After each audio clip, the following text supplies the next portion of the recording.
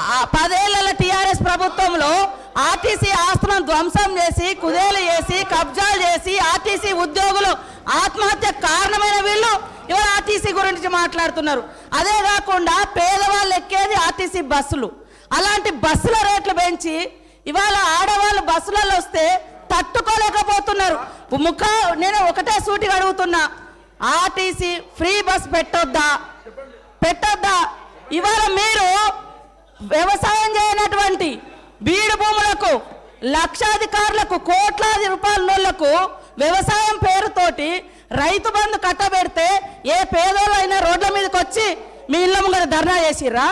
ఈరోజు ఆటోలను ముందు పెట్టి మీ అధికారం రావాలని ఎప్పుడు మీరు సెంటిమెంట్లను వాడుకొని ఒకరిని ముందు పెడతారు, ఆ తర్వాత మీరు వెనక నుంచి వస్తారు. ఇది మీ నైజం.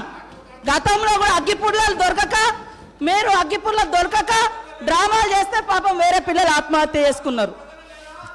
అంటే చేయకూడదా అంటారు. మరి మీరు లక్షల రూపాయలు కోట్ల రూపాయలు ప్రజల మీద అందరి మీద పన్నులేసి ఆ వచ్చిన ధనము రైతు బంధుల పేరుతోటి ఏ పేద మహిళకు ఏ పేదోళ్లకు రూపాయి దక్కలేదు. కానీ మీరు మాత్రము లక్షలు ఎత్తుకున్నప్పుడు ఏ పేదోళ్ళన్న రోడ్ల మీదకి వచ్చి మాకెందుకు ఇవ్వలేదని అడిగించేటట్టుగా మేము రెచ్చగొట్టినామా? ఇవాళ అక్క చెల్లెళ్ళు అడుగుతున్నారు, నెలకు 5-6 వేలు మాకు మిగులుతున్నాయి ఆర్టీసీ బస్ తోటి. అంటే వీళ్ళు ఎందుకు తట్టుకోలేకపోతున్నారో నేను అడుగుతున్నా. మరి ఎక్కడ ఏం దొరకనట్టుగా అదే మాట్లాడుతున్నారు. మొత్తం వీళ్ళు అన్ని తీసేయండి. కాబట్టి ఆర్టీసీ బస్సులలో మహిళలు ప్రయాణం చేస్తే మీకేం ప్రాబ్లం అది చెప్పండి.